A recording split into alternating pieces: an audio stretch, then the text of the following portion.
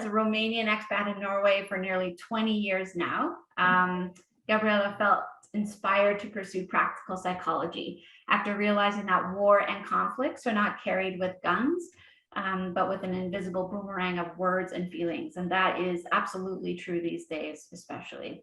And she believes that this boomerang travels with us everywhere we go, no matter how far we travel, how often, or how much we hope to leave it behind.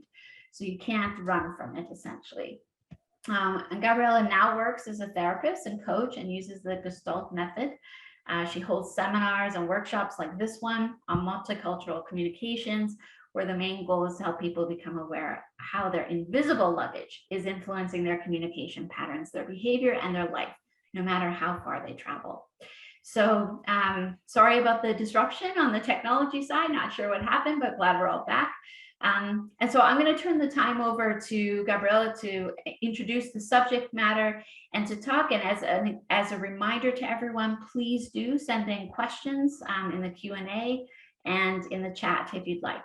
Over to you, Gabriela. Thank you, Dana. It's really a pleasure to be invited to speak about something that is very close to my heart, and it gives me energy, and I'm happy to do it. And today I have to say that talking to you, messaging with you, the ideas came to me. So I am going to speak about reframing and what do we reframe and what is happening with us when we travel abroad. When we travel abroad, everything is very exciting, especially now, these days, like everybody wants to travel. This is the biggest dream of everybody. It's a liberty that some of us have and some other people do not have, because not everybody can travel and not everybody affords to travel across continents, for instance. There is also an opportunity that we can use, or we can let it pass us. And it's also a status, because if you travel, it means also that you have some means, and it also means that you are an experienced person. It also means that you get all the experiences that you are gaining through the travels are shaping you in a way. There is an old saying that traveling is the best school people can ever have, because you meet so many things and so many people that shape us as person. But it's also a statement. It's a statement about who we are and who do we want to be. Social media is full of travel pictures from everyone and everywhere. So this is the most important thing to put on social media, the travels. So it's kind of a status. No matter the reasons that we travel, there are many. There are either we join family, we have also the trailing spouses. We have study, we have work, we have war, unfortunately, because people are traveling because of the war as well. No matter the reason, people are very excited about it. And there are lots of emotions that are mixed together within the travel experience. But there is something that very few people talk about. And as I mentioned at the beginning, we have all this liberty, opportunity, status, and statement. But you see that all the letters from the beginning of the word, they are making another word, which is this one. And this people do not talk that much, because when we travel to another place, and especially to live there for a longer period of time, we are losing something.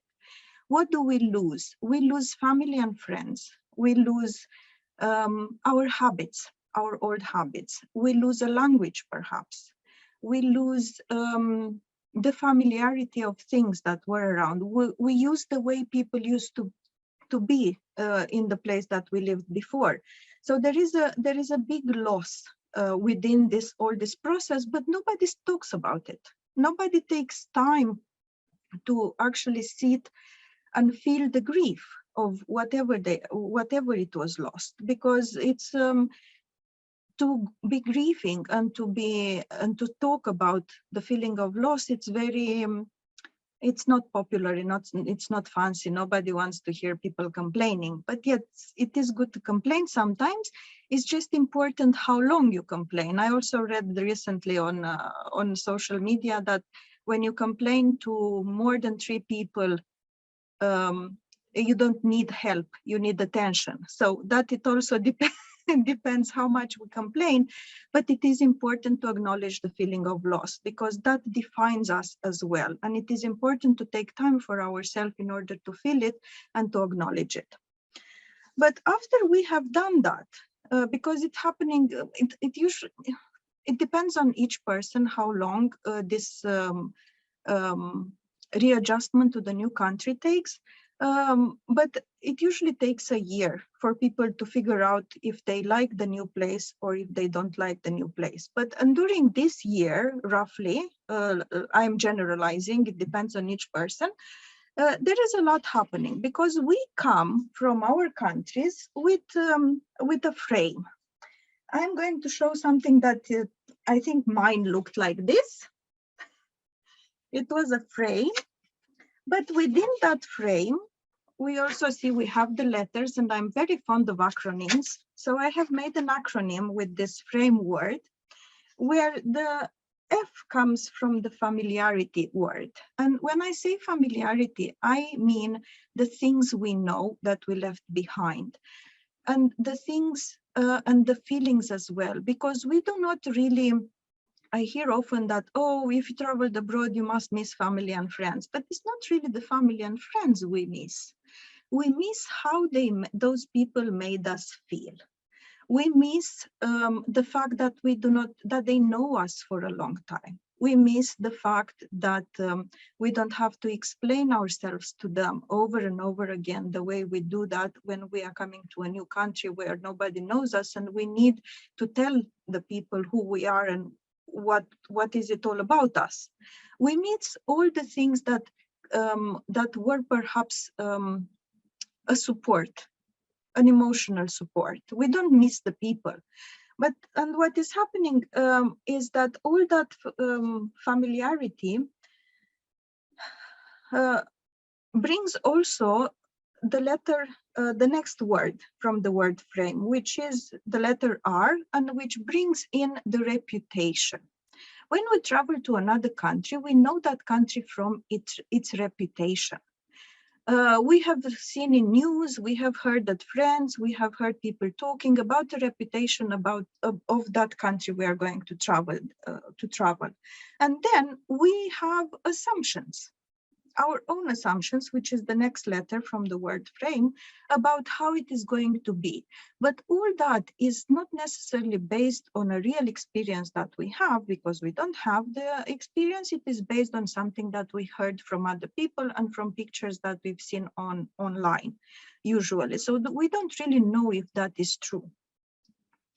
And all this reputation and assumption has a reverse, because people from the country that we are going to live in, they also have heard a reputation about the country we are coming from, and they also have assumptions about how people from that country are. And sometimes these two things can collide because there are images in people's heads that may not be the same, and then we also need to be patient and to explain and to talk. And why not accept the fact that perhaps one or other reputation may not be that good, or some assumptions may not be the most positive at all, because countries are different and we have heard a lot about many. The next letter would be the means. What are the means we are going to the other country? Because I mentioned in the beginning that it is the liberty of traveling. You need to have some money. What is the situation that one is traveling, it is working, or it is going to get help from someone else. And that is something also that we take with us. I have recently heard a young lady talking about what do you need in order to move to Norway, and she said that you need a lot of money. I do not entirely agree, but for her experience, that you need a lot of money in order to be able to do all this movement. So this is what I mean when I say means, is either the financial power, or you have a job, or you have something material around that can support you. And there are also expectations, what kind of dreams we have when we move to the other country. And they are also related to what we have heard and what we have seen. And perhaps they are not really true. And we don't know. Future, it's something unpredictable. Future didn't happen, so we don't know how it is going to be. Yet we construct in our heads some images and some frames because our brain's job is to keep us safe. And it's better for us to have something that we can think that can be true in order to survive the process of traveling, because it's better for us to be sure of something, to have control. And then we have all these expectations that we construct in our heads. Don't know if they're true, but we take them with us in our frame, because we have a little bit a square head sometimes.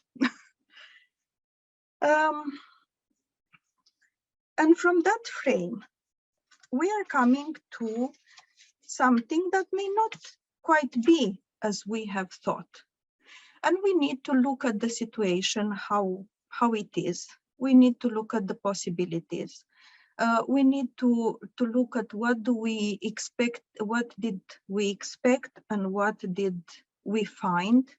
I like a lot that in a phrase that I hear a lot in American movies, where, for instance, American Marines, they are saying when there is a problem that, sir, we have a situation here. So it's not always a situation, a problem, but it is a situation, because everything we go through when we travel abroad, there are experiences. They are not necessarily problems. Yet, if we have a little bit of fixed frame in our heads, the fact that things in the reality of the country we are going to live are not the same with what is in our heads may be a problem for us. But it's not a problem, it's a situation. It's simply something different than we have thought. And then we need to reframe. And I am going to work on this acronym again, because I liked it. So we have the letters, we need to reframe again. And I'm going to have, again, words for every letter in the reframe word. And the first will be the reality. What is it, the reality in the new place? What is our situations? Why did we went there? It's very important for us to know, why did we go there? Why did we travel? Did we travel because we love someone? Did we travel because we want to study? Did we travel because we wanted to have a prolonged vacation? Did we travel because it was war and someone was chasing us? Did we travel because we wanted a better life, or because we had a good life, but we want a better one? Because we travel because of comfort, because we travel to have better paid jobs. If we traveled because we love someone, then that is going to be even more challenging, because some of us may feel that we are sacrificing something in order to be with the loved person, and then can bring issues within the couple because someone is sacrificing for someone else's happiness. And there is very important to define the reality. What is it that we are in? And the reality of the country. Do we have a job or we don't? Do we want to study or we don't? Do we want to learn the language and integrate within the society or not? Is there any other group of expats or immigrants around, or it is not? What is it that we have around us that we can use?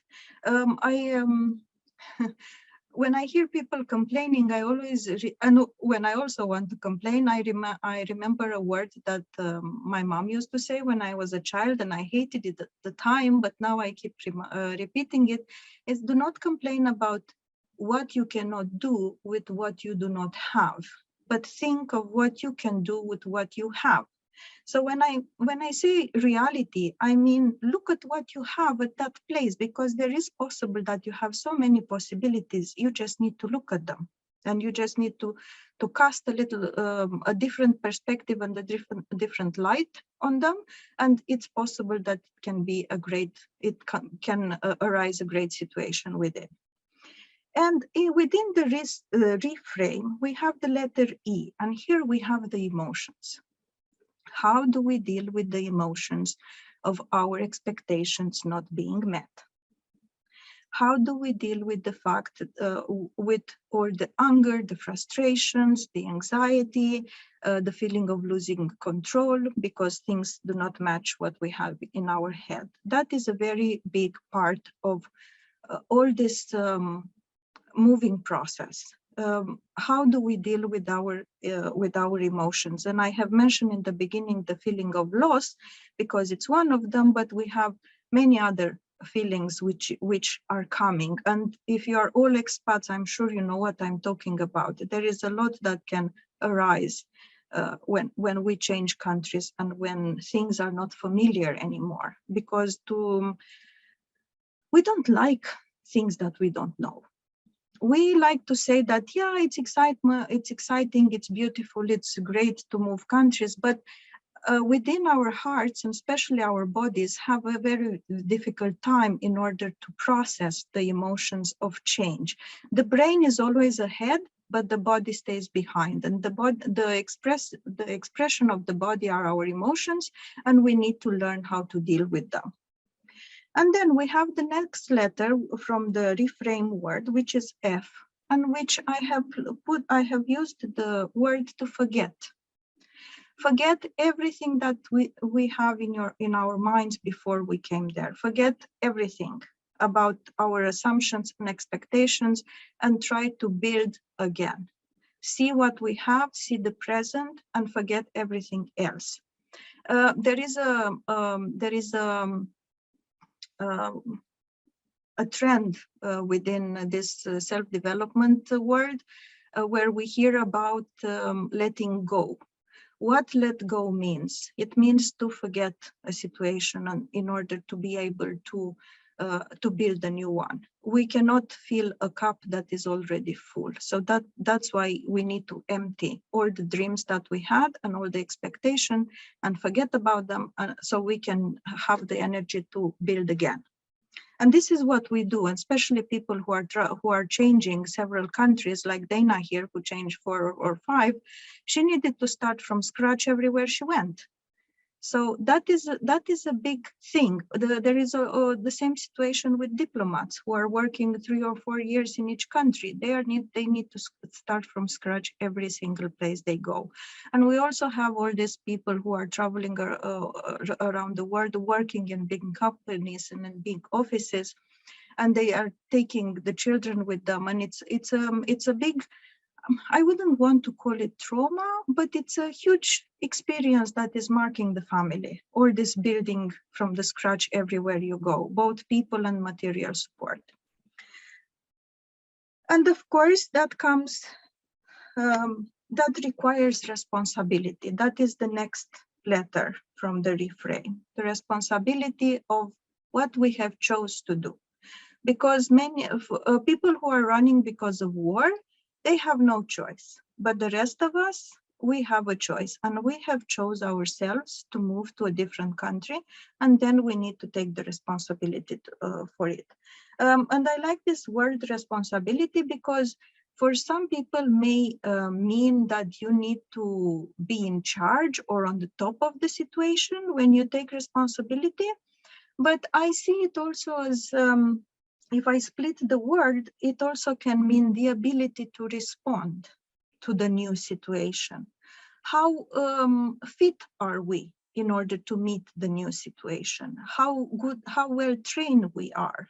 What is in our invisible luggage so we can meet things that are unknown to us? How do we respond to all of that?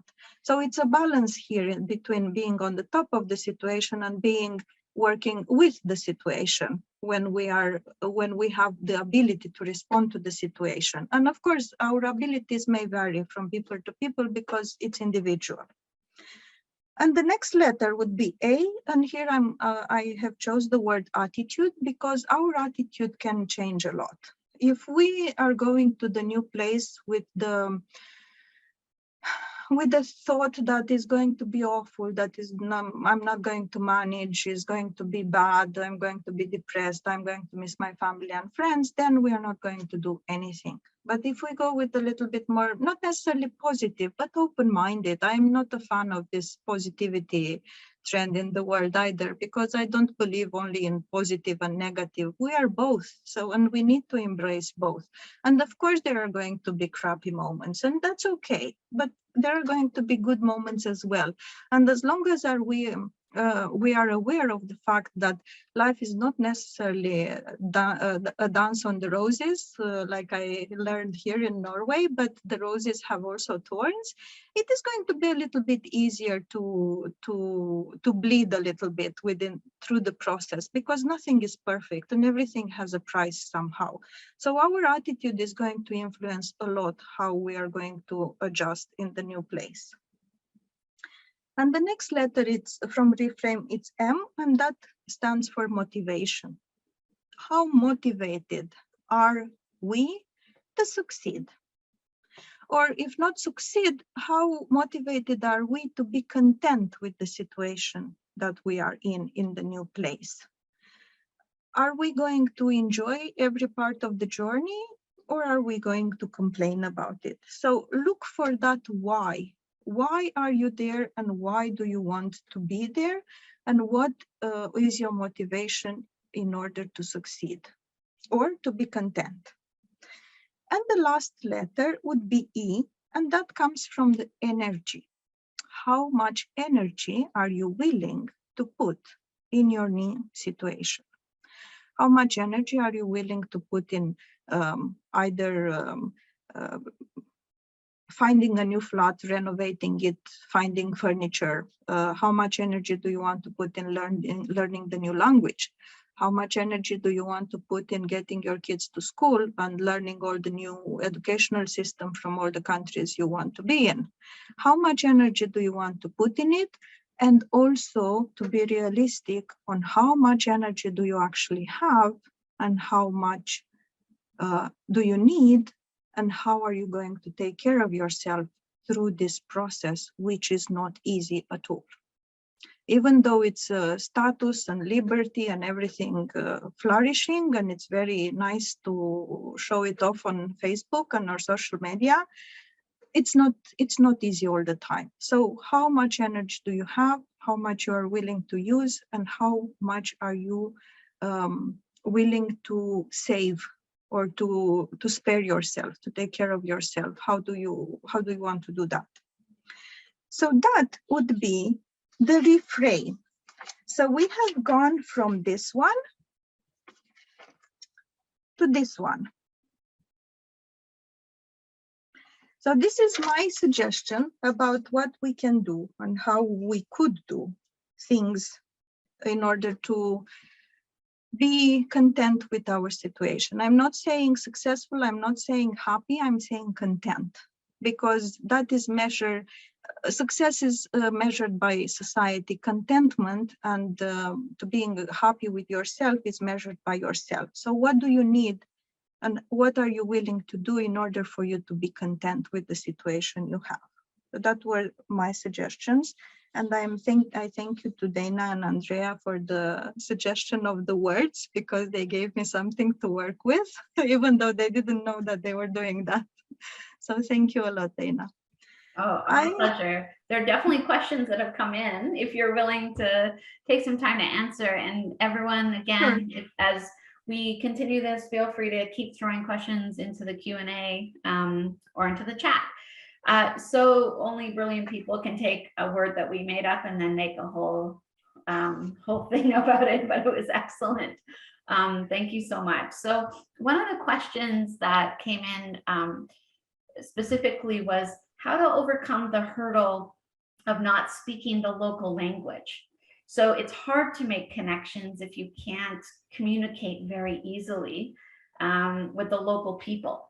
And so, but the desire of this person who's living in a country not of their own is hoping that, you know, they will be able to make connections with the local people so that they can actually integrate their lives into the system. How do you manage that? Because it's a little bit out of your control. It takes a long time to learn a language. How can one navigate that? Yeah, I can share my own experience, which is to be present in the group. Be there for people to see you, even though they cannot speak to you a lot. and you cannot speak to them a lot, there is something that we call finger language. And we have a body language, and the simple presence, our presence among them, it tells them that we want to integrate, tells them that we want to be together with them.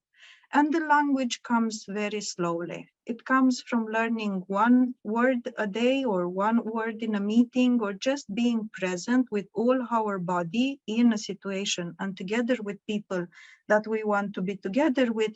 It tells them a lot about it. My personal experience is this one. I moved to the countryside in Norway. I did not speak Norwegian, but the fact that I moved there told people that I wanted to be among them, and I have learned Norwegian together with the people in the village, even though I did not speak it at the time. And then at the various jobs I had while not speaking Norwegian, I would be at lunchtime every time together with them. And I would just have my lunch and I would just hear their conversation. They wouldn't speak to me and I wouldn't speak to them because we couldn't. But just being there, it was very important.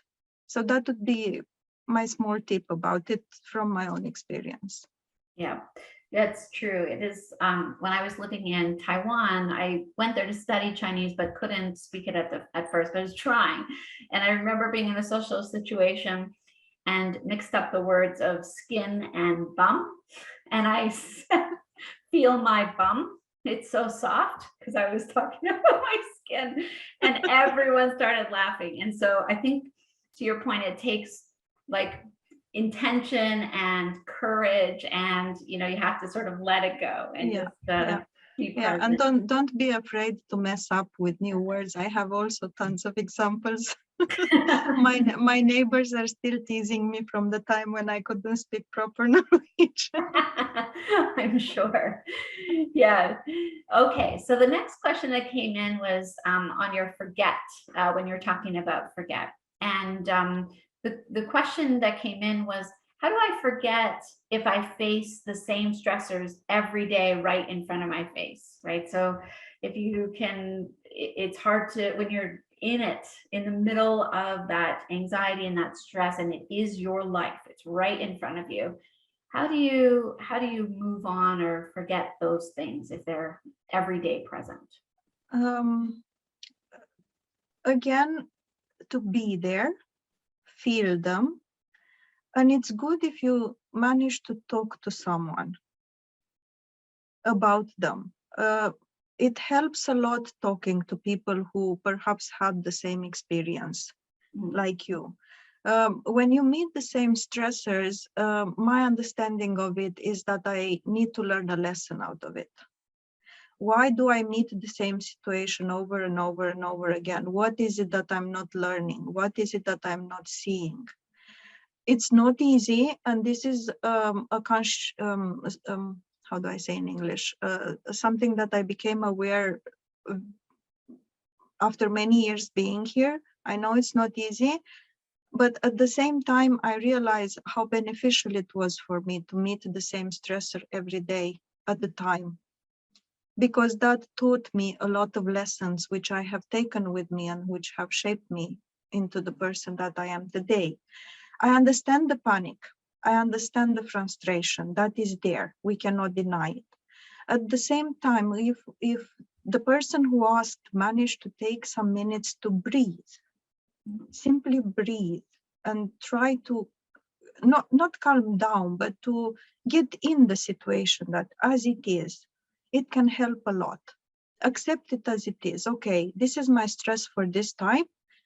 This is how it is now. I cannot change it, but I can stand through it until it goes over, because it goes over always. It just takes longer or shorter. It depends on the person.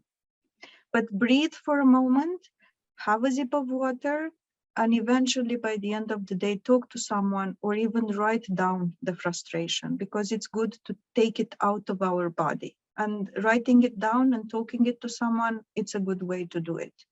Of course, there are other tips and tricks that you can do, but these are the easiest and most handy. Yeah, so that segues into another question. You already have talked about some, but when you feel yourself becoming anxious or panicked or overwhelmed with emotion of frustration or anger, those things, So breathing is one, writing it down. Are there any other coping Drink. mechanisms that seem to work? Yeah, for people? I already started to telling them. So that is one would be breathe. The next one would be to drink water, because what we need to do is to get in touch with our body. So through breathing, the air going through our nose and feeling it, it gets us in touch with our body. And especially if we manage to notice where the breathing goes, if it goes up here or if it goes down to the belly, because it's a big difference between these two type of breathing. And I have noticed that many people do not know how to breathe. We know how to breathe when we're babies, but by the time we are adults, we forget how to breathe properly. And then we need all sorts of techniques and meditations and whatever in order to learn how to breathe again with our stomach. And it is logical because the capacity of the lungs up here is smaller because of the rib cage, and the capacity of the lungs by the diaphragm, which we call it through the belly, but it's not through the belly, it's a little bit bigger. So in this way, we get enough oxygen to the brain and we manage to get out of the anxiety moment. The next one would be drinking, because drinking water has the same effects. It gets us in touch with the body, feeling the water going through the mouth and through the throat. It makes us feel our body, and it gets us into the present. And it also allows us to breathe, because when we are drinking something, we also breathe at the same time. Eat and chew something. There is research that says that the most efficient way of keeping us awake and present is eating or chewing. That is also a coping mechanism, which is important not to deviate into the other side, where we have eating disorders, where people are eating all the time when they are stressed, because this is how they feel their body. But it's also a good way of being in touch with the body. It's important to be conscious of what we are doing, because when the eating becomes unconscious, then it's something else that we can talk about. Feel the feet on the ground. If we are or touching something, if we are standing, it's good to concentrate our attention to our feet. Where are our feet on the ground? And do we wear shoes? We don't wear shoes. Do we feel? What do we feel in our feet? Because that is also a way of grounding us. And also touch something. If we touch something like a cup,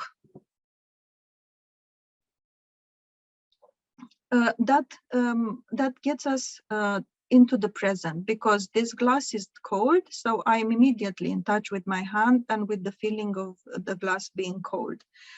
Touch a table. If you're sitting on a chair, that's good, or on a sofa, or even if you don't have anywhere to sit on the floor or on the grass somewhere. But as the biggest the surface of the body is in touch with something, it's better. If it is with someone, is even better. If it is a hug, that is also good, because it helps us ground. It helps us come from our heads, where the panic is, to our bodies. Speak to someone or sing. If you have no one to speak with, it's good to hum, to sing something, because through our getting the noise out, it's also a way of being in touch with the body, and it also releases tension. So that it's good to do, even if we don't speak, or even if we don't want to speak about the situation we are in, sing. So that's why if you are new in a new country, it's good to join a choir. It's also social. You can sing in any language, even if you don't speak the language, so that it's a good method. Handicrafts. Learn how to sew, to knit, or to crochet. It also helps a lot, because it helps the body to release the anxiety through the fingers, and it concentrates the mind on something positive somehow, something that is not hurting ourselves, but that it's coming something out of our fingers. So knitting or crocheting or whatever you can do with your hands, it's good. The same with drawing and painting. Have a small drawing notebook in your bag, and a pencil, or a mandala book, something that can help you use your hands, so you can do something on the moment. nobody needs to know why you are doing what you're doing if you are in a crowd. It's just what you do. Simple. Yep. Nobody really cares. And another thing would be to write, to journal.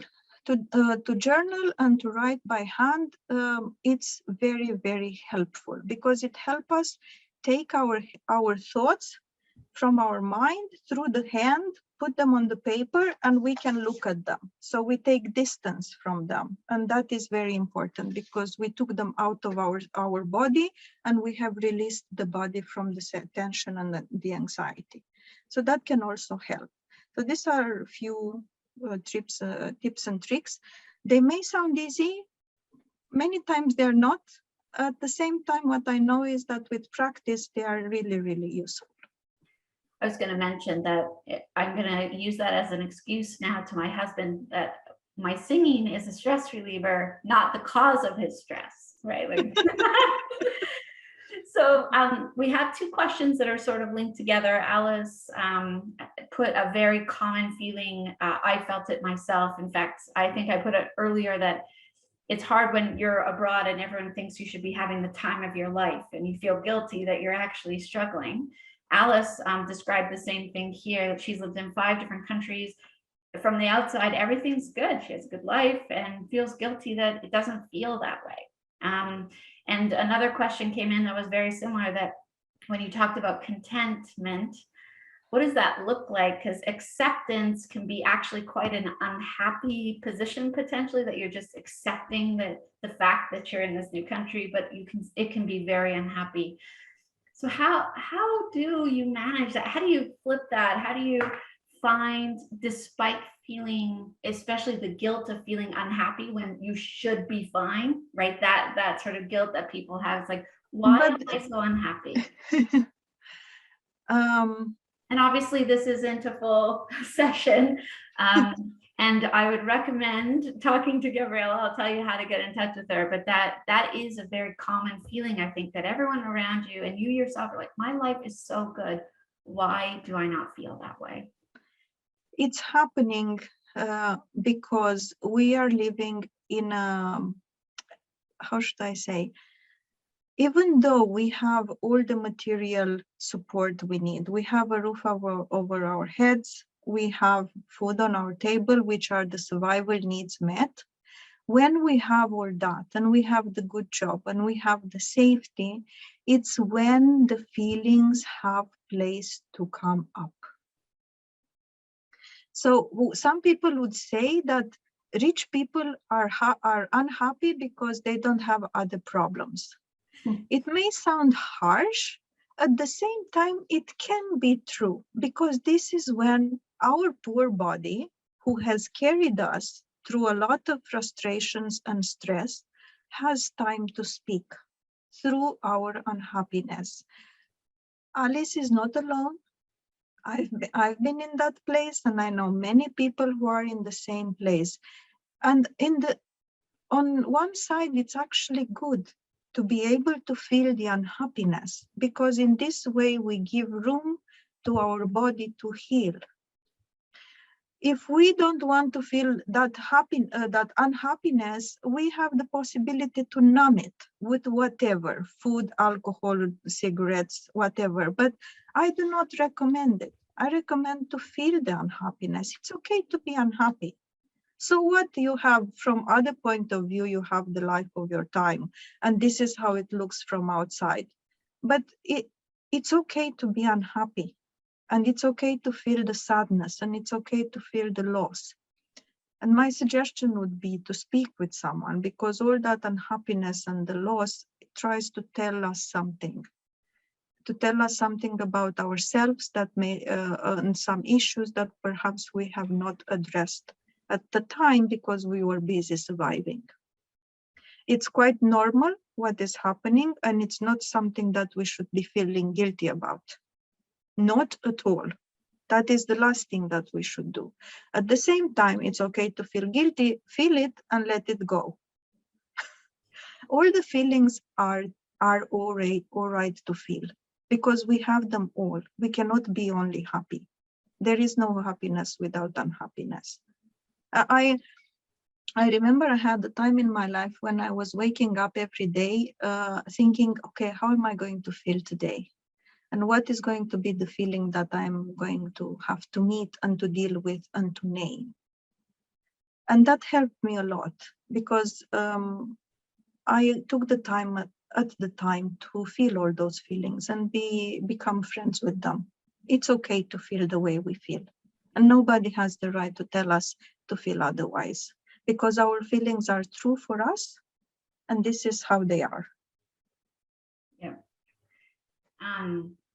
So we've come to time. I have put in the link in the chat for you to be able to book with Gabriela for further. Obviously, there's so much more to think about. And for everyone who has, I hope you're seeing it now. Are you seeing the screen? Yeah. This is so everyone who's attended and watches the webinar has signed up for it. If you go to that link, you'll find where you can schedule the free consultation with Gabriela. And for everyone who does that, you will get a discount for the next 5 sessions with her. She'll give you a code at the time of the consultation, and you'll be able to see her at a whopping discount. So such an amazing expert and such an amazing opportunity. I've learned a ton about reframing, frame and reframing, and definitely have been challenged in trying to do things a little bit differently in my mindset, and how much of a difference that can make when I'm feeling uncomfortable despite my life position. So I definitely wonderful, learned a lot. I know everybody else has based on the questions that came in. Thank you so much to everyone who joined us. Again, you can find us at Trova.Health. I'll put that in the chat as well. And then specifically go to Gabriela's page and book a free consultation with her. You won't regret it. Thanks, everyone. Have a good day or night, depending on where you are in the world.